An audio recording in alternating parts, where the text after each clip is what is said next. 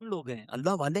نبی پاک فرماتے ہیں قرآن پڑھنے والے کہ یہی لوگ اللہ والے اور خواص میں شامل ہیں، خاص لوگوں میں شامل ہیں، اللہ والے ہیں جو قرآن پڑھنے والے ہیں۔ اب سوچو کہ ہم قرآن کتنا پڑھتے ہیں۔ اب چند صورتوں کی فضیلت بھی سن لو۔ بندہ کہ یار پورا قرآن پڑھنے میں تو ٹائم لگے گا، پورا ہی پڑھنا ہے، لیکن جب جب موقع ملے تو میں کچھ آپ کو خاص صورتیں بتا دیتا ہوں جس کی برکتیں سنتے جاؤ۔ پیارے آقا علیہ الصلوۃ والسلام فرماتے ہیں اپنے گھروں کو قبرستان مت بناؤ، بے شک جس گھر میں سورہ بقرہ پڑھی جاتی ہے شیطان اس گھر سے بھاگ جاتا ہے۔ جب جب 2.5 پارے ہیں، 2.25 پارے ہیں، اگر صحیح پڑھنا ہے تو 1 گھنٹے میں ہو جاتی ہے سورہ بقرہ، 1 گھنٹہ نہیں ہے۔ شیطان بھاگ جائے، برکتیں آ جائیں گی نا۔ جس گھر میں شیطان ہوگا کدھر سے برکتیں آنی ہیں؟ سورہ بقرہ اپنے گھر میں پڑھیں، جب جب مہینے میں 1 بار پڑھ لیں، روز کا آدھا پارہ پڑھیں تو 4 دن میں 5 دن میں سورہ بقرہ ختم ہو جائے گی۔ پڑھنے والے تو بنے نا۔ سنیے سورہ کہف کی کیا فضیلت ہے۔ پیارے آقا علیہ الصلوۃ والسلام فرماتے ہیں جو سورہ کہف کی پہلی 10 آیتیں یاد کر لے دجال سے محفوظ رہے گا۔ صرف 10 آیتیں۔ ایک اور جگہ نبی پاک نے فرمایا جو سورہ کہف کی آخری 10 آیتیں یاد کر لے دجال سے محفوظ رہے گا۔ اور سبحان اللہ، اب جمعے کے دن سورہ کہف پڑھیں، اس کی الگ فضیلت ہے۔ سورہ یاسین کثرت سے پڑھا کریں۔ پیارے آقا فرماتے ہیں بے شک ہر چیز کا دل ہے اور قرآن کا دل سورہ یاسین ہے۔ جو 1 مرتبہ سورہ یاسین پڑھے گا اس کے لیے 10 مرتبہ قرآن پڑھنے کا ثواب لکھا جائے گا۔ اللہ کی رحمت تو دیکھو، سورہ یاسین 12-10 منٹ میں پوری ہو جاتی ہے، 10 قرآن کا ثواب۔ ہم سے گھنٹوں ٹی وی دکھوا لو، ہم سے گھنٹوں فون پہ بات کروا لو، 10 منٹ سورہ یاسین کے لیے ٹائم نہیں نکلتا۔ کتنی دوری ہے قرآن سے، سوچئے۔ سورہ دخان یہ بھی تقریباً 3 صفوں کی سورت ہے، بہت بہت جلدی پوری ہو جاتی ہے۔ فضیلت سنو، پیارے آقا علیہ الصلوۃ والسلام نے فرمایا ترمذی کی حدیث جو کسی رات میں سورہ دخان پڑھے گا تو صبح ہونے تک 70,000 فرشتے اس کے لیے دعائے مغفرت کرتے رہے۔ ہم ایک امام صاحب سے دعا کرا کے بڑے خوش ہوتے ہیں، فلاں مولانا صاحب آئے تھے میں نے ان سے دعا کرائی، بڑی اچھی بات ہے، بزرگوں سے کرانی چاہیے، مگر اس بندے کی خوش قسمتی کے کیا کہنے کہ 70,000 فرشتے ساری رات اس کے لیے دعا کر رہے ہیں۔ پڑھ لیجئے سورہ دخان، کتنی دیر لگتی ہے سورہ دخان پڑھنے میں؟ سبحان اللہ۔ سورہ ملک یہ مدنی انعام بھی ہے، روزانہ رات کو جو سورہ ملک پڑھتے ہیں انہیں مبارک ہو۔ دعوت اسلامی کے مدرسۃ المدینہ بالغان میں بھی پڑھ کر سنائی جاتی ہے۔ نبی پاک علیہ الصلوۃ والسلام نے فرمایا بے شک قرآن میں 30 آیتوں پر مشتمل ایک سورت ہے جو اپنے قاری کے لیے شفاعت کرتی رہے گی یہاں تک کہ اس کی مغفرت کر دی جائے گی۔ یہ تبارک الذی بیدہ الملک ہے، 30 آیتوں والی سورت ہے، چند منٹ لگتے ہیں۔ اے میرے میٹھے اسلامی بھائیوں، میں نے مختصر وقت میں آپ کو کچھ قرآن پاک کے فضائل بیان کیے ہیں، کچھ اہمیت اجاگر کرنے کی کوشش کی ہے۔ سورہ اخلاص کتنی مختصر سورت ہے، اللہ کی رحمت دیکھو ہم پر کتنا برسنا چاہتی ہے۔ پیارے آقا علیہ الصلوۃ والسلام نے فرمایا، مسلم شریف کی حدیث ہے، آقا فرماتے تم میں سے کوئی شخص رات میں تہائی قرآن کیوں نہیں پڑھتا، 1/3 قرآن کیوں نہیں پڑھتا؟ صحابہ کرام نے عرض کیا حضور کوئی شخص 1/3 قرآن، تہائی قرآن رات میں کیسے پڑھ سکتا ہے؟ نبی پاک علیہ الصلوۃ والسلام نے فرمایا قل هو اللہ احد، تہائی قرآن کے برابر ہے۔ گویا کوئی 3 بار سورہ اخلاص پڑھ لے پورے قرآن کا ثواب عطا۔ اور کمال کا وظیفہ ہے، مگر ہم غلطی یہ کرتے ہیں کہ ہم اتنے مبارک وظیفے کو کثرت سے نہیں پڑھتے۔ آج بہت خوبصورت ایک روایت سنانے جا رہا ہوں۔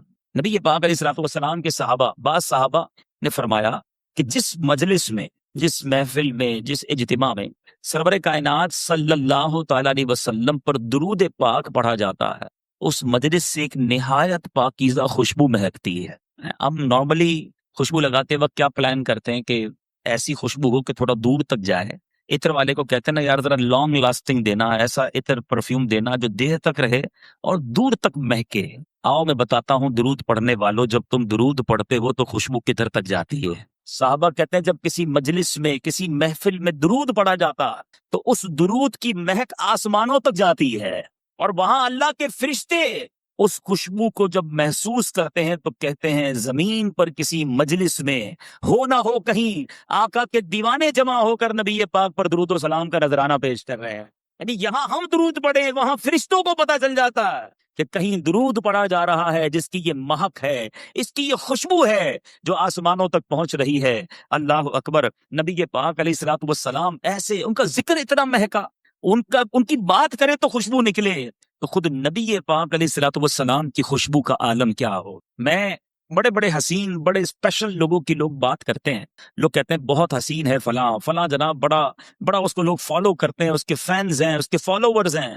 دنیا داروں کی جو محبت میں گرفتار ہے، میں ایک سوال کرنا چاہتا ہوں، ساری دنیا میں کوئی کتنا ہی حسین کیوں نہ ہو، اس کے پسینے سے بدبو آتی ہے، ٹھیک ہے نا جناب؟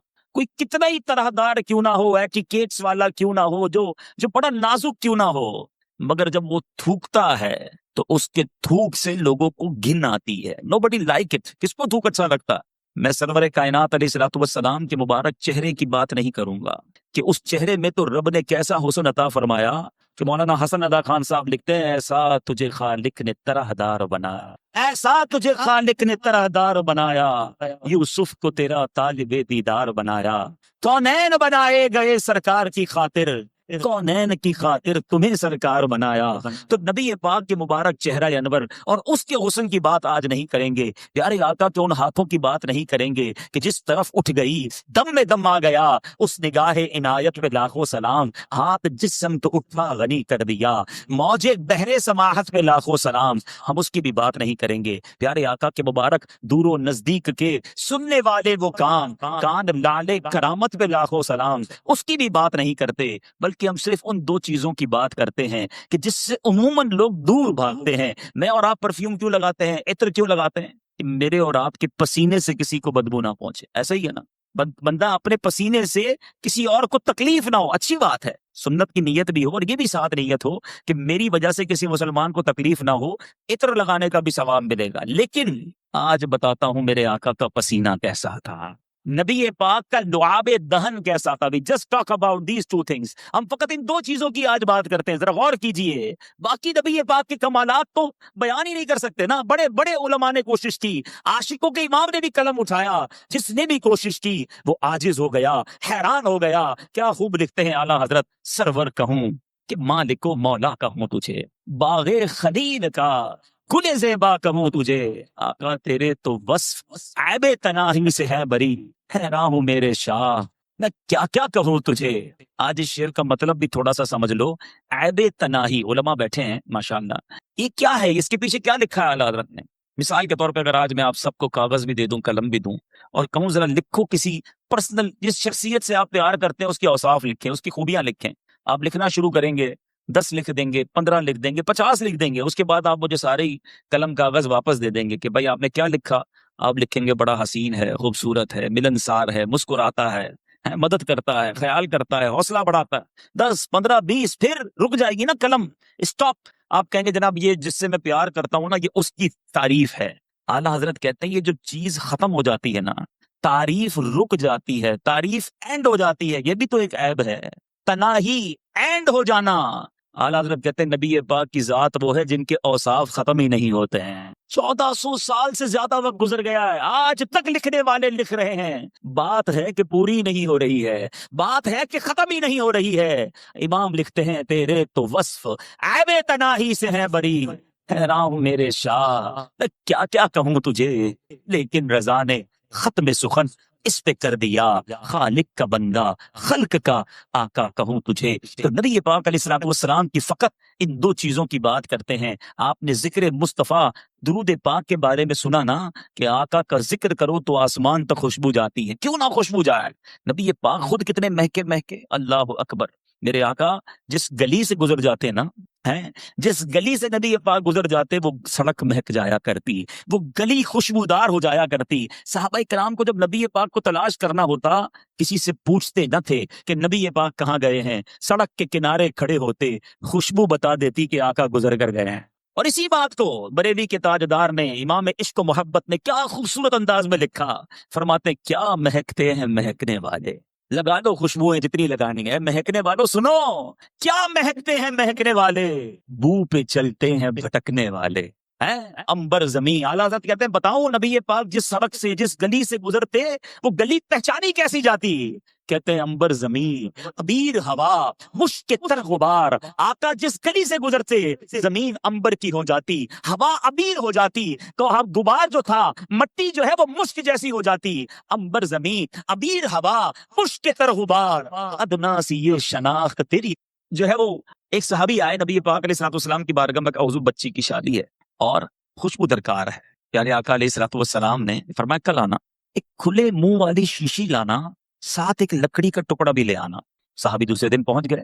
نبی پاک علیہ الصلوۃ والسلام نے انہی صحابی کے سامنے، دیکھو یہ عشق کا امتحان دیکھو، انہی صحابی کے سامنے اپنے مبارک ہاتھوں سے پسینہ نکالنا شروع کیا اور اس شیشی کے اندر بھرنا شروع کیا. مانگا عطر ہے اور دیا پسینہ جا رہا ہے، مگر صحابی کا بلیف دیکھو، یقین دیکھو، عرض نہیں کیا کہ حضور بچی کی شادی ہے، عطر چاہیے، آپ پسینہ دے رہے ہیں۔ پیارے آقا نے جب شیشی بھر گئی، فرمایا اپنی بیٹی کو کہنا جب خوشبو کی ضرورت ہو اس لکڑی کے ٹکڑے سے اس عطر کو، اس پسینے کو اپنے جسم پر لگا لیا کرے۔ صحابی بیٹی کے پاس لے کر گئے، دلہن ہے، میری اسلامی بہنیں سوچیں، عشق دیکھو، آج دلہن کے نخرے ہی ختم نہیں ہوتے، باپ قرضے میں چلا جائے، اس کی فرمائشیں ختم نہیں ہوتی ہیں۔ وہ بھی ایک دلہن تھی کہ باپ سے خوشبو مانگا تھا اور نبی پاک کا وہ پسینہ لے کر آئے۔ فرما بردار بیٹی نے کوئی اعتراض نہ کیا کہ بابا جان آج تو شادی کا دن ہے، خوشبو درکار ہے۔ اگر نبی پاک نے اپنا پسینہ بھیجا ہے تو یہی کمال ہوگا، یہی بہتر ہوگا۔ اس دلہن نے پسینہ لگانا شروع کیا۔ آج میں اور آپ عطر لگائیں،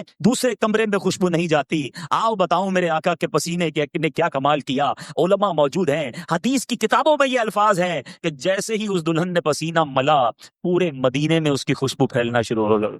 وہ جو گھر ہے، جس گھر میں وہ دلہن رہتی تھی، وہ صحابی رہتے تھے، محلے کے اندر بیت المطیبین، خوشبوؤں والے گھر کے نام سے مشہور ہو گیا۔ اللہ اکبر، میرے آقا کا ایسا معجزہ ہو، اعلیٰ حضرت کا قلم کیسے خاموش رہ سکتا ہے۔ عاشقوں کے امام لکھتے ہیں، واللہ جو مل جائے میرے گل کا پسینہ، واللہ جو مل جائے میرے گل کا پسینہ، مانگے نہ کبھی عطر نہ پھر چاہے دلہن پھول۔ ارے آقا کا پسینہ مل جائے تو نہ دلہن کو پھول چاہیے، نہ دلہن کو جناب عطر چاہیے۔ اب یہ تمام باتیں سنتے ہیں نا تو ایمان تازہ ہو جاتا ہے کہ کیا منظر ہوتا ہوگا۔ آقا جس گلی سے گزرتے ہوں گے، صحابہ ہاتھ باندھے باندھے پیچھے چلتے ہوں گے، خوشبوئیں بھی سونگتے ہوں گے۔ 1400 سال پرانی بات ہے، مگر سچی بات بتاؤں، آج بھی، ہاں، جو مدینے شریف گئے ہیں نا وہ میری بات مانیں گے۔ آج بھی اگر کوئی عاشق رسول مدینے چلا جائے، نبی پاک کے مبارک تھوک مبارک کی بات کریں، اللہ اکبر، پیارے آقا کی بارگاہ میں اہل مدینہ آتے، دور دور سے لوگ آتے، کہتے حضور ہمارے کنویں کا پانی کھارا ہے۔ ہیں؟ آپ کے یہاں بھی کبھی بورنگ میں کھارا پانی نکل آئے؟ اب تو آرو پلانٹ وغیرہ سنائے لگتے ہیں، لیکن پھر بھی ویسا میٹھا نہیں ہوتا۔ سنو صحابہ کے پاس کون سا پلانٹ تھا؟ کھارا کنواں میٹھا کرنا ہوتا تو کہاں جاتے تھے؟ نبی پاک کے در پر آتے تھے۔ انہیں پتا تھا جو مانگو آقا عطا فرماتے ہیں۔ واہ کیا جود و کرم ہے، شہ بتہا تیرا، نہیں سنتا ہی نہیں مانگنے والا تیرا۔ تو آقا علیہ الصلوۃ والسلام کی بارگاہ میں آئے، آ کر عرض کرتے حضور پانی کھارا ہے، ہمارے کنویں کا پانی کھارا ہے۔ نبی پاک کلی فرما کر، کبھی کلی فرما کر پانی دے دیتے، کبھی خود تشریف لے جا کر کنویں پر کلی فرماتے۔ آقا کا کلی کیا ہوا پانی، کیونکہ اس میں لعاب مصطفیٰ صلی اللہ تعالی علیہ وسلم مل جاتا تھا، جب وہ کنویں میں ڈالا جاتا کھاری کنواں میٹھا ہو جایا کرتا۔ اعلیٰ حضرت لکھتے ہیں جس سے خاری کنویں شیرائے جاں بنے، جس سے خاری کنویں شیرائے جاں بنے، اس زلال حلاوت پہ لاکھوں سلام۔ آقا کی زبان سے جو چیز ٹچ ہو جاتی، جو لعاب لگ جاتا۔ ایک صحابی، ان کا نام ہے حضرت عتبہ بن فرقد رضی اللہ تعالیٰ۔ آپ کی 4 بیویاں تھیں، 4 ازواج تھیں۔ آپ کی بیویاں، آپ کی ازواج سوچتی کہ حضرت عتبہ خوشبو کون سی لگاتے ہیں، وہ بڑی مہنگی مہنگی خوشبو لگاتی، مگر حضرت عتبہ کی خوشبو سے آگے نہ بڑھ پاتی۔ اور گھر میں بیوی زوجہ تو دیکھ لیتی ہے نا کہ عطر کون سا لگایا جا رہا ہے، کبھی عطر لگاتے بھی نہیں دیکھا۔ ایک بار ایک زوجہ نے آپ سے عرض کی حضور یہ بتائیں آپ خوشبو کون سی لگاتے ہیں؟ ہم ساری مل کر کوشش کرتی ہیں کہ آپ کی خوشبو کے برابر آ جائیں، مگر آپ کی خوشبو بڑی عرفہ و اعلیٰ ہے، آپ بتائیں تو صحیح کون سی خوشبو یوز کرتے ہیں؟ آپ نے فرمایا میں کوئی خوشبو نہیں لگاتا۔ میرا واقعہ بڑا عجیب ہے، فرماتے ہیں کہ ایک بار میرے جسم پر آبلے پڑ گئے، اسکن ڈیزیز ہو گئی نا، جسم پر جلد کی بیماری ہو جاتی، آبلے پڑ گئے۔ صحابہ کا کمال یہ ہے، جتنی سیرت پڑھے نا، صحابہ کرام کو جو پرابلم ہوتی تھی، ڈاکٹر نہیں نظر آتا تھا، کسی جگہ ایمرجنسی وارڈ میں نہیں جاتے تھے، بلکہ حضرت قتادہ کی آنکھ نکل جاتی، وہ بھی نبی پاک کے پاس ہی آتے۔ حضرت عتبہ بن فرقد کہتے ہیں میں پیارے آقا کے پاس چلا گیا کہ حضور جسم پر آبلے پڑ گئے۔ نبی پاک نے فرمایا کرتا اتار۔ میں نے کرتا اتارا۔ آج اسکن پر، جلد پر کوئی بیماری لگے تو کریم لگائی جاتی ہے، آئنٹمنٹ لگائے جاتے ہیں، بڑے بڑے ڈاکٹر فارمولے لگاتے ہیں۔ نبی پاک نے حضرت عتبہ کا کرتا اتارنے کے بعد اپنا لعاب دہن نکالا، حضرت عتبہ کے جسم پر ملنا شروع کر دیا۔ اپنی زوجہ سے فرماتے ہیں وہ دن ہے، آج کا دن ہے، آبلے تو ختم ہو گئے، ہمیشہ میرا جسم بہکتا ہی رہتا ہے۔ تو اب ذرا غور کیجئے، نبی پاک سے زیادہ اور کون ہے جس سے پیار کیا جائے؟ آؤ دنیا کے کسی حسین کو لے آؤ سامنے، دنیا کے کسی طرحدار کو لے آؤ، پسینے سے اس کے بو آنی ہے، دھوپ اس کا گھن لاتا ہے۔ نبی پاک وہ ہیں جن کا پسینہ مشک سے زیادہ خوشبودار ہے، لعاب دہن جو ہے کسی کے جسم پر مل تو جسم خوشبودار ہو جاتا ہے۔ تو نبی پاک کو اللہ نے وہ با کمال، وہ حسین اور وہ دل ربا بنایا ہے، تو پھر کیوں نہ نبی پاک سے محبت کی جائے، ان پر اپنا سب کچھ فدا کیا جائے۔ ایک بات سمجھنی ہے، اب میں نے کہا نا کہ چھوٹی سی بات میں نے کی ہے، پیارے آقا کے لعاب کی، نبی پاک کے پسینے کی۔ آپ پیارے آقا کی زندگی کی کسی بھی چیز کو اٹھا لیں، نبی پاک کے کسی عضو کی بات کریں، پیارے آقا کے کسی بھی پارٹ آف دا باڈی کی بات کریں، اس کے مقابلے میں با کمال اور دنیا میں کوئی چیز نہیں ملے گی۔ نبی پاک کی باتیں، پیارے آقا کی پرخیف گفتگو کی بات کریں، ایسا بولنے والا سارے جہان میں کوئی اور نہیں ملے گا۔ نبی پاک کی عادتوں کی بات کریں، ایسی عادتیں دنیا میں کہیں نہیں ملے گی۔ اور ایسے کیسے ملے گا جب نبی پاک کو رب نے حبیب بنایا، اپنا حبیب بنایا، تو پھر پیارے آقا جیسا پھر کسی کو نہ بنایا۔ اور یہ بات میں نہیں کہتا، ایک بار پیارے آقا علیہ السلام نے خود جبریل امین سے ارشاد فرمائی، حدیث کا مضمون ہے، جبریل یہ تو بتاؤ، تم نے سارے نبیوں کو دیکھا ہے، سارے جہان کو دیکھا ہے، کیا تم نے ہم جیسا، مجھ جیسا کسی اور کو پایا ہے؟ جبریل امین کا جو جواب ہے نا، وہ میں اعلیٰ حضرت کے شعر کے ذریعے دینا چاہتا ہوں۔ اعلیٰ حضرت لکھتے ہیں، یہی بولے سدرا والے، سدرۃ المنتہا پہ رہتے ہیں نا جبریل امین، یہی بولے سدرا والے، چمنے جہاں کے تھالے۔ آقا ہم نے ساری دنیا کو دیکھا، ساری دنیا کو چھان ڈالا، یہی بولے سدرا والے، چمنے جہاں کے تھالے، سبھی میں نے چھان ڈالے، تیرے پائے کا نہ پایا، تجھے یک نے یک بنایا۔ آقا رب نے آپ جیسا کسی کو نہیں بنایا۔ اب آؤ بتاتا ہوں، جب جبریل امین نے نبی پاک جیسا کسی کو نہیں دیکھا نا، تو پھر نبی پاک سے اٹیچمنٹ کیسی ہو گئی، پیارے آقا سے محبت کیسی ہو گئی۔ سارے نبیوں کے پاس گئے ہیں، مگر تفاسیر کی کتابوں میں سبحان اللہ لکھا، حضرت آدم علیہ السلام کے پاس جبریل امین 12 مرتبہ حاضر ہوئے۔ کتنی بار؟ حضرت سیدنا ادریس علیہ السلام کے پاس 4 مرتبہ حاضر ہوئے، حضرت سیدنا نوح علیہ نبینا علیہ السلام کے پاس 50 مرتبہ حاضر ہوئے، حضرت سیدنا ابراہیم علیہ السلام کے پاس 42 ٹائمز 42 بار حاضر ہوئے، حضرت سیدنا موسیٰ کلیم اللہ علیہ نبینا علیہ السلام کے پاس 400 بار حاضر ہوئے۔ اور اب بتاتا ہوں، حضرت عیسیٰ علیہ السلام کے پاس جو روح اللہ ہیں 10 بار حاضر ہوئے۔ آپ جاننا چاہیں گے نبی پاک کے پاس کتنی بار حاضر ہوئے؟ اچھا پہلے تھوڑی سی کیلکولیشن کرتے ہیں، آج ناظم آباد والوں کا کچھ حساب بھی چیک کر لیتے ہیں۔ پیارے آقا علیہ السلام کی پہلی ملاقات جبریل امین سے جب ہوئی، اس وقت نبی پاک کی عمر مبارک کیا تھی؟ 40 سال۔ پہلی ملاقات پتہ ہے کہاں ہوئی تھی؟ غار حرا میں، پہلی وہی لے کر آئے نا۔ تو 40 سال کی عمر مبارک میں جبریل امین سے پہلی ملاقات ہوئی۔ دنیا میرے آقا نے کتنے سالوں کے لیے اختیار فرمائی؟ 63 سال۔ کتنے سالوں کے لیے؟ ظاہری پردہ فرما لیا اس کے بعد 40 سال 63 سال، کتنے سال بچے؟ 23 سال۔ ویری گڈ، 23 ایئرز ملاقات کے رہے۔ 23 سال میں دن کتنے ہوتے ہیں؟ 360 دن ہوتے ہیں تقریباً ایک اسلامی سال میں۔ 10 سال میں کتنے دن ہو گئے؟ 3600 دن۔ ٹھیک ہے، کتنے دن ہو گئے؟ 3600۔ 20 سال میں کتنے ہو گئے؟ 7200۔ ٹھیک ہے، مزید 3 سال کے 1000 دن گن لیں تو 8200 8300 دن بنتے ہیں۔ 8300 اپروکسیمیٹلی 8280 بنتے ہیں۔ ٹھیک ہے، یہ بہت مزیدار بات ہے، یاد کر لو گے ایمان تازہ ہو جائے۔ 8280 دن ہیں میرے آقا کی ظاہری حیات کے پہلی ملاقات سے لے کر دنیا سے پردہ فرمانے تک۔ اور جو ماشاءاللہ سیرت پڑھتے ہیں انہیں پتا ہے کہ کئی دن اس میں ایسے گزرے کہ کئی دن تک جبریل امین حاضر نہیں ہوئے، بہت سارا گیپ بھی آیا۔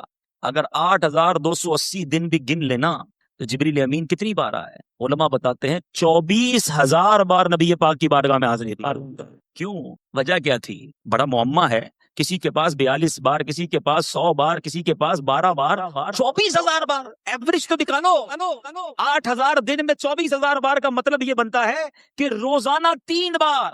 اور کدھر سے آتے تھے؟ برابر گلی سے نہیں، سدرۃ المنتہا۔ ڈسٹینس کتنا ہے سدرۃ المنتہا کا؟ یہ بھی حدیث بتاتی ہے۔ احادیث میں یہ مضمون موجود ہے کہ زمین سے پہلے آسمان کا فاصلہ 500 سال، پہلے آسمان سے دوسرے آسمان کا فاصلہ 500 سال، گنتے چلے جائیں 3,500 سال لگیں گے 7ویں آسمان تک پہنچنے کے لیے، اور اس کے بعد سدرۃ المنتہا اس کے اوپر ہے۔ اتنا دور سے روزانہ یعنی اپروکسیمیٹلی روزانہ اوسطاً 3 سے زیادہ بار نبی پاک کے پاس آنا، وجہ کیا ہے؟ اتنا سفر کیوں کیا؟ اور انبیاء کے پاس تو تھوڑی بار گئے۔ بات یہ ہے، ہمارے پاس جواب اگر ہمیں ڈھونڈنا ہوتا ہے تو کبھی اعلیٰ حضرت کی بارگاہ میں حاضری دیتے ہیں۔ آؤ آج برادر اعلیٰ حضرت سے پوچھتے ہیں، شہنشاہ سخن لکھتے ہیں، بے لکھائے یار ان کو چین آ جاتا اگر. کہتے بات یہ ہے نبی پاک کو پہلی بار دیکھا اس کے بعد چین ہی نہیں آتا. آقا سے ملے بغیر قرار ہی نہیں آتا تھا. بے لکھائے یار ان کو چین آ جاتا اگر بار بار آتے نہ یوں جبریل سدرہ چھوڑ کر, سدرۃ المنتہا چھوڑ کر بار بار اس لیے آنا ہے کہ نبی پاک کا جلوہ دیکھنا ہے. کیوں کہ ایسے یہی بولے سدرہ والے چمنے جہاں کے کھالے سبھی میں نے چھان ڈالے. آقا تیرے پائے کا نہ پایا تجھے یک نے یک بنایا. نبی پاک کے دیدار کے بغیر انہیں چین ہی نہ آتا تھا. تو یہ مرتبہ ہے نبی پاک علیہ الصلوۃ والسلام کا, یہ مقام ہے سرور کائنات علیہ الصلوۃ والسلام کا. ایک چھوٹا سا اشارہ دے کر مزید آگے چلتا ہوں. جبریل امین 3,500 سال کا ڈسٹنس روز 3 بار کر لیں, اسپیڈ کتنی ہوگی, رفتار کتنی تھی کہ پلک جھپکتے میں آتے پھر جاتے پھر آ جاتے. تو جب جبریل امین کی رفتار کا عالم یہ ہے تو جبریل کے آقا کی رفتار کا عالم کیا ہو. تو معراج کی شب اگر میرے آقا تھوڑی ہی دیر میں سارا سفر کر کے تشریف لے آئے تو کوئی تعجب کی بات نہیں ہے, بلکہ اس وقت تو کنڈی بھی ہلتی رہی, بستر بھی گرم تھا. علماء بڑا پیارا عشق بھرا جواب دیتے ہیں کہ جناب اتنا سارا سفر ہوا, ابھی واپس آئے تو بستر گرم ہے, کنڈی بھی ہل رہی ہے, سفر تو بہت طویل تھا, کہ کیسے ہو گیا. تو علماء عشق بھری زبان میں جواب دیتے ہیں کہ بات یہ ہے کہ آج دنیا میں بھی آپ کی میری گھڑی سے سیل نکال لیں تو گھڑی رک جائے گی نا, سیل ڈالیں تو پھر چلنا شروع ہو جائے گی. علماء کہتے ہیں آقا سارے جہان کی جان ہیں, جب جان ہی چلی گئی تھی تو جہان رک گیا تھا. نبی پاک تشریف لائے, دنیا پھر چلنا شروع ہو گئی. وہ جو نہ تھے تو کچھ نہ تھا, وہ جو نہ ہو تو کچھ نہ ہو, جان ہے وہ جہان, جان ہے وہ جان ہے. میرے میٹھے اسلامی بھائیوں, سبحان اللہ, میرے آقا کی تعریف بیان ہو. مجھ سے پہلے ناتخواں تعریف کر رہے تھے, وہ نظم میں بیان کر رہے تھے, میں نثر میں بیان کر رہا ہوں. جتنا سنے ایمان تازہ ہوتا ہے. اللہ مجھے اور آپ کو ہمیشہ پیارے آقا کے گن گانے والا بنائے, نبی پاک کے چرچے بلند کرتے والا بنائے, اور یہ زندگانی اسی میں گزر جائے. دمے واپسی تک تک تیرے گیت گاؤں محمد مبجل پکارا کروں میں, میرا دین و ایمان فرشتے جب پوچھے آقا تمہاری جانب اشارہ تھا. یعنی سارے معجزات کے علاوہ کچھ ایسے معجزات بھی دیے جو آپ سے پہلے کسی اور کو عطا نہ کیے. پیارے آقا نے چاند کے 2 ٹکڑے کیے, نبی پاک نے سورج کو واپس پلٹایا. ایسے ایسے معجزات ہیں کہ آج بھی سنے تو ایمان تازہ ہو جاتا ہے. مگر علماء بہت خوبصورت بات لکھتے ہیں, فرماتے ہیں جو نبی پاک کا مرتبہ ہے نا, اس مرتبے کے مطابق پیارے آقا علیہ الصلوۃ والسلام کے اسٹیٹس کے مطابق 2 ہی معجزات ہیں, باقی تو نارمل سی بات ہے. یہ چاند کے 2 ٹکڑے کرنا, سورج پلٹانا, یہ نبی پاک کا جو مرتبہ ہے نا رب کی بارگاہ میں, ان کے لیے نارمل ہے. 2 معجزات ایسے ہیں جو شان مصطفیٰ کو ظاہر کرتے ہیں. ایک معجزہ ہے معراج کی شب, نبی پاک جو رب کے دیدار کو تشریف لے گئے. ساری کائنات میں کسی نے رب کو نہیں دیکھا, یہ چھوٹی بات نہیں ہے, ذرا سمجھنے کی کوشش کریں. حضرت موسیٰ کلیم اللہ, اللہ سے کئی بار کلام کیا. ایک بار عرض کی مولا میں تجھے دیکھنا چاہتا ہوں, دیدار کرنا چاہتا ہوں. ارشاد ہوا لن ترانی, اے موسیٰ تم مجھے نہ دیکھ سکو گے. پھر عرض کی کوہ طور پر رب عز و جل نے اپنی تجلی کا نزول فرمایا, دیدار نہیں کروایا, تجلی کا نزول ہوا. اس تجلی, اس نور کی جو تجلی تھی اس کی تاب نہ لا سکے, حضرت موسیٰ بے ہوش ہو گئے. یہاں التجا تھی یا اللہ دیکھنا ہے, وہاں سے منع ہوا لن ترانی. فرق دیکھیے گا, یہ کلیم اللہ ہے. اب آؤ حبیب اللہ کی بات کرتے ہیں. 27ویں رجب ہے, آقا تم ام ہانی رضی اللہ تعالی عنہا کے گھر سو رہے تھے, آرام فرما رہے تھے. جبریل امین آئے, قدموں کو بوسہ دے کر عرض کیا حضور رب بلا رہا ہے. وہاں حضرت موسیٰ خود عرض کر رہے ہیں یہاں بلایا جا رہا ہے. تبارک اللہ شان تیری, تجھی جو زیبا ہے بے نیازی, کہیں تو وہ جوش لن ترانی, کہیں تقاضے وصال کے تھے. یہاں بلایا جا رہا تھا. آپ ذرا غور کیجئے, ساری کائنات میں اور کوئی نہیں جس نے اپنی آنکھوں سے رب کا دیدار کیا ہو, یہ فقط میرے آقا کی شان ہے. یہ معجزہ ہے نبی پاک کا جو سرکار علیہ الصلوۃ والسلام کے مرتبے کے مطابق ہے. اور اسی بات کو ہم صلاۃ و سلام میں کئی بار سنتے ہیں. آج اس بات کو سمجھنے کے بعد پڑھو تو اور لطف آئے گا. شاعر لکھتے ہیں نا, قصہ طور و معراج سمجھے کوئی, ٹرائی ٹو انڈرسٹینڈ ڈفرنس. دیکھو طور اور معراج, قصہ طور و معراج سمجھے کوئی, فرق مطلوب و طالب کا دیکھے کوئی. ایک طرف التجا تھی, طالب تھے حضرت موسیٰ, اور یہاں حبیب پاک مطلوب ہیں. فرق مطلوب و طالب کا دیکھے کوئی بے ہوش جلووں میں گم ہے کوئی. وہاں وہ بے ہوش ہو گئے اور آقا جلووں میں گم ہے. کوئی بے ہوش جلووں میں گم ہے کوئی, کس کو دیکھا یہ موسیٰ سے پوچھے تو آنکھ والوں کی ہمت پہ ناپ مسل۔ ایک معجزہ تو یہ ہے۔ اب دوسرا کون سا معجزہ ہے جو نبی پاک کی شان کے لائق، آپ کے مرتبے کے لائق، اتنا بڑا معجزہ کہ جس معجزے کو اعظم المعجزات کہا گیا، سب سے بڑا معجزہ اس کو کہا گیا، ٹھیک ہے، the biggest miracle، سب سے بڑا معجزہ، اور وہ معجزہ ہے قرآن مجید فرقان حمید۔ اور کمال کی بات یہ ہے، اور معجزے جتنے ہوئے نا ہم سن ہی رہے ہیں، ایمان تازہ کر رہے ہیں، دیکھا نہیں، ہم میں سے کس نے دیکھا چاند کو دو ٹکڑے ہوتے ہیں، کس نے دیکھا سورج کو واپس پلٹاتے ہوئے، ہم نے ابو جہل کی ہاتھوں میں کنکریوں کو کلمہ پڑھتے بھی نہیں دیکھا، ہم نے حدیبیہ کے مقام پر نبی پاک کی مبارک انگلیوں سے فوارے جاری ہوتے بھی نہیں دیکھے۔ یہ تو صحابہ تھے جو اپنی آنکھوں سے شب و روز معجزات دیکھتے، کبھی شجر سلام کرتے، کبھی حجر سلام کرتے، کبھی اونٹ آ کر سجدہ کرتا، نبی پاک سے جناب کبھی جانور کلام کرتے، صبح و شام صحابہ یہ معجزات دیکھتے۔ ہم فقط سن رہے ہیں، سننے میں اتنا لطف آتا ہے، دیکھنے کا عالم کیا ہوگا۔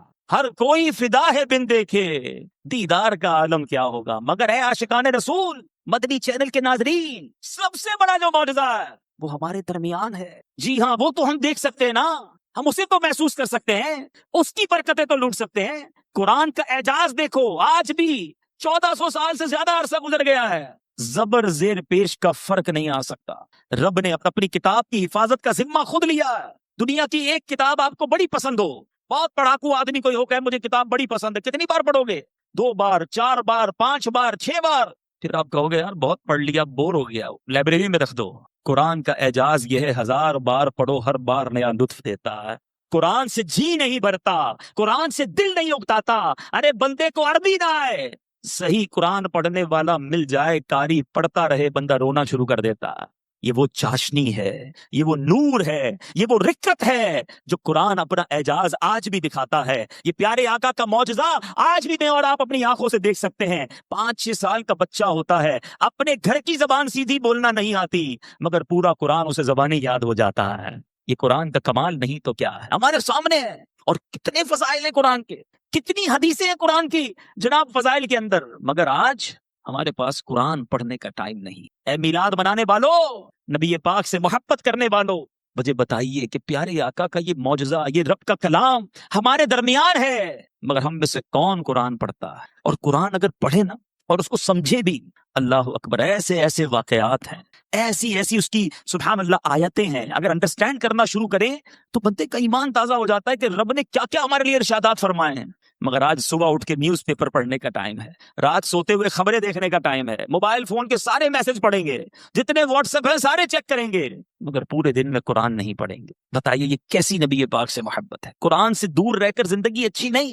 میں آپ کو انشاءاللہ حدیث سے سناؤں گا کہ جس نبی علیہ الصلوۃ والسلام کا میلاد منانے جمع ہوئے ہیں، ارے میلادی جو ہے وہ قاری بھی ہونا چاہیے، اس کو قرآن بھی صحیح پڑھنا آنا چاہیے، اور قرآن سے اس کی پکی دوستی بھی ہونی چاہیے کہ جس نبی کا میلاد بنایا، میرے آقا پر قرآن نازل ہوا، ان کے سینہ اطہر کو اللہ نے ایسی طاقت دی، کیونکہ قرآن خود فرماتا ہے ہم قرآن کو کسی پہاڑ پر اتارتے، خوف الہی سے وہ ریزہ ریزہ ہو جاتا۔ اللہ تبارک و تعالیٰ نے قلب مصطفیٰ کو یہ طاقت عطا فرمائی کہ ان کے سینے پر قرآن نازل ہوا۔ جس نبی سے تمہیں محبت ہے انہوں نے یہ تحفہ ہمیں دیا ہے۔ اے اللہ میں حاضر ہوں، تیرا بندہ ہوں، تو نے پیدا کیا، تو نے رزق دیا، تو نے ہمیں صحت دی، تو نے سب کچھ دیا، ایمان کی دولت تو نے دی۔ اے اللہ میں تیرا بندہ بن کر رہوں گا، میں تیری اطاعت کروں گا، تجھے ناراض کرنے والے کاموں سے بچوں گا۔ مگر آج حال یہ ہے میرے پیارے اسلامی بھائیوں، میں جو جملہ کہنے جا رہا ہوں نا وہ بڑا سخت ہے۔ آج حال یہ ہے کہ آج اللہ کو لبیک لوگ نہیں کہہ رہے، ایسا لگتا ہے شیطان کو لبیک کہہ رہے، زبان سے نہیں کہتے، مگر سچ بتاؤ مانتے کس کی ہیں؟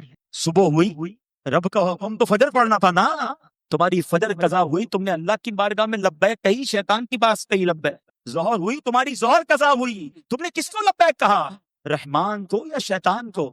تمہاری مغرب قضا ہو جاتی ہے، عشاء قضا ہو جاتی ہے، جھوٹ بولتے ہو، حرام کماتے ہو، حرام دیکھتے ہو، سوچو تو پورا کرنے والا یہ کس کو لبیک کہہ رہا ہے؟ افسوس یہ ہے کہ اگر پورے دن میں ہم اپنے اعمال لکھیں نا تو ایسا لگتا ہے دل میں کئی بار شیطان کو لبیک کہہ رہے، اللہ کو لبیک نہیں کہہ رہے۔ اللہ کو لبیک کہنے والا اس کی نماز کیسے جاتی ہے؟ وہ حرام کیسے کمائے گا؟ وہ جھوٹ کیسے بولے گا؟ وہ ظلم کیسے کرے گا؟ وہ ماں باپ کو کیسے ستائے گا؟ وہ شراب کیسے پیے گا؟ وہ جوا کیسے کھیلے گا؟ نہ کرو ایسا، اللہ کے ہو جاؤ، اللہ یہ ساری دنیا تمہاری کر دے گا۔ ابھی بھی لوگ کہتے ہیں یار بس یہ بیان بالکل صحیح ہو رہا ہے، لیکن یار بس 5-7 سال ذرا کام کو ٹائم دے دوں، فیملی کو ٹائم دے دوں، ذرا عیاشی کر لو، جوانی گزار لوں، پھر میں نے اللہ ہی کرنا ہے، میرا اور کام کیا ہے؟ اور اللہ کے بندو، شیطان یہی تو چاہتا ہے تم ابھی توبہ نہ کرو، کئی لوگ توبہ کے انتظار میں ہی دنیا سے چلے گئے. کیا جوانوں کی موت نہیں ہوتی؟ وہ یاد رکھیے گا، ان کے جو غلام ہو گئے، ان کے جو غلام ہو گئے، وقت کے امام ہو گئے، نام دیوا ان کے جو ہوئے، ان کے اونچے نہ اونچے نہ. تو ہمیں یہ سوچنا ہے کہ ہم کس کے بندے ہیں، لبیک کس کو کہنی ہے، بات کس کی ماننی ہے. آج یہ ذہن بنا کر جاؤ کہ میں نے دل کی گہرائیوں سے روز اپنے رب کی بارگاہ میں لبیک کہنا ہے. ادھر مؤذن فجر کی اذان دے گا، ادھر میں نے لبیک کہہ کر مسجد میں حاضر ہو جانا ہے. ادھر ظہر کی اذان ہوگی، میں نے دل میں لبیک کہنا ہے، اے اللہ میں حاضر ہوں، نماز کے لیے حاضر ہونا ہے. آپ کے سامنے حرام روزی آ رہی ہے، آپ نے حرام روزی کو ٹھکرانا ہے اور رب کی بارگاہ میں کہنا ہے لبیک اللہم لبیک. مولا میں حرام نہیں کماؤں گا، حرام کام کرنے کو جی چاہے، کوئی دوست بلائے، شیطان برگلائے، نہیں لبیک کہہ چکا، اللہ کا بندہ ہوں، حرام کی طرف نہیں جاؤں گا. ذکر کیجئے، درود پڑھیے اور زندگی سنتوں کے مطابق گزاریے. اس طرح کی جب زندگی گزاری نا تو پھر انشاءاللہ قبر میں بھی چین ہوگا، محشر میں بھی چین ہوگا، اور اللہ نے چاہا مکے مدینے کی حاضریاں اور وہاں جا کر بھی لبیک پڑھنا نصیب ہوگا.